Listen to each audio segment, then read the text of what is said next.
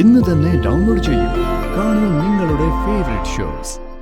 തട്ടിക്കൊണ്ടുപോകൽ നാടകം സക്സസ് ആയതുകൊണ്ട് കൊള്ളാം. ഇല്ലെങ്കിൽ അർജുൻ സർ വരെ നിന്നെ വെറുത്തു പോയനെ. നിനക്ക് എന്നെ ശരിക്കും അറിയാത്തോണ്ടാ എലിസബത്ത്. നടക്കൂന്ന് അത്രയ്ക്ക് ഉറപ്പുള്ള കാര്യങ്ങൾ വരെ ഞാൻ എപ്പോഴും ഒരു പ്ലാൻ ബി മനസ്സിൽ കണ്ടുവെക്കാറുണ്ട്.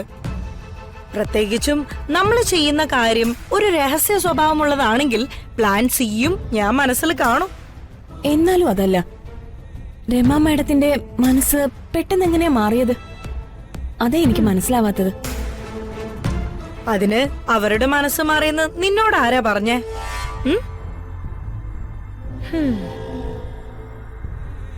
ഇത്രയും പവർഫുൾ ആയിട്ടുള്ള രമാദേവി ഇങ്ങ് താഴേക്കിടയിലുള്ള എന്നോട് ക്ഷമിക്കുമെന്ന് നീ കരുതുന്നുണ്ടോ? പിന്നെന്തിനാ ഈ റിസപ്ഷൻ? അതാണ് എനിക്കും മനസ്സിലാവാത്തത്. എന്തായാലും ഒരു കാര്യം ഉറപ്പാ, അവര് വേറെന്തോ മനസ്സിൽ കണ്ടിട്ടുണ്ട്. മോനെ മുന്നിൽ നിർത്തി ഞാൻ ചെക്ക് വിളിച്ചതുകൊണ്ട് മാത്രാ അവരിപ്പോ അടങ്ങി നിൽക്കുന്നത്. ഇനിയാണ് കൂടുതൽ പണി. എന്തായാലും നീ സൂക്ഷിക്കണം. പറഞ്ഞു കേട്ടെടുത്തോളാം, രമാദേവി ചില്ലറക്കാരിയല്ല. നിനക്ക് തെറ്റി. അവരാ ഇനി സൂക്ഷിക്കേണ്ടത്. ഈ ഐശ്വര്യലക്ഷ്മി ആരാണെന്ന് അവർക്ക് ശരിക്കും അറിഞ്ഞൂടാ. ഇത് വാറാ, എ വെരി തിക്ക് വാർ.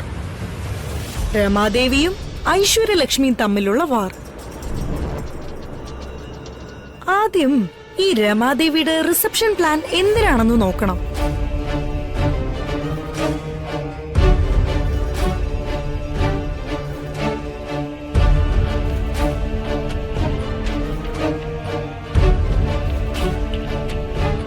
ഞങ്ങള് പറയായിരുന്നു രമാദേവിയുടെ വലിയ മനസ്സിനെ പറ്റി.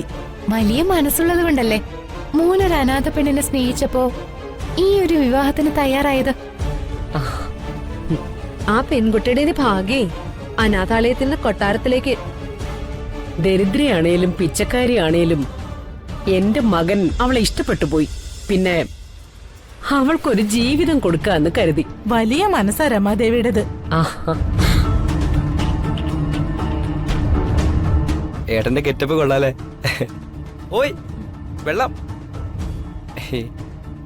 ഇവിടെ രണ്ടുപേർക്ക് കുടിക്കാൻ വെള്ളം വേണമായിരുന്നു. തൊണ്ട വേണ്ടിട്ടാ. തനിക്ക് എന്താടോ കുഴപ്പം? എനിക്കും ചന്ദ്രാമ്മയ്ക്കും വെള്ളം വേണമായിരുന്നു. എനിക്ക് വേണ്ട മോളെ. എന്നാ എനിക്കും വേണ്ട.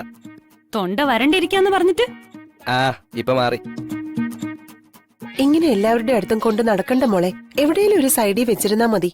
ആവശ്യമുള്ളവരടുത്ത് കുടിച്ചോളും. എന്തിനാ അധിക പണിയൊക്കെ ചെയ്യുന്നേ? അതിനുള്ള ബുദ്ധി വേണ്ടേ? ദൈവം പല പോലെ വളർത്തി, ബുദ്ധി മാത്രം കൊടുത്തില്ല. പിന്നെ ഈ പെൺബുദ്ധി പിൻബുദ്ധി എന്ന് ചന്ദ്രാമ്മ കേട്ടിട്ടല്ലേ ഉള്ളൂ. ഇതേ കണ്ടോ, കയ്യിലിരിക്കുന്ന വെള്ളം എടുത്ത് മുഖത്തേക്ക് ഒഴിക്കണ്ടെങ്കിലേ ഡ്രൈവർ പയ്യൻ ചെല്ല്. ഈ ജാതി ഒന്നും വിശ്വസിക്കാൻ പറ്റില്ല. ചിലപ്പോ ചെയ്തെന്ന് വരും. ഞാൻ പോവാ. നീ ഇത് അവിടെ എവിടെയെങ്കിലും കൊണ്ടുവച്ചേ. ചെല്ലേ.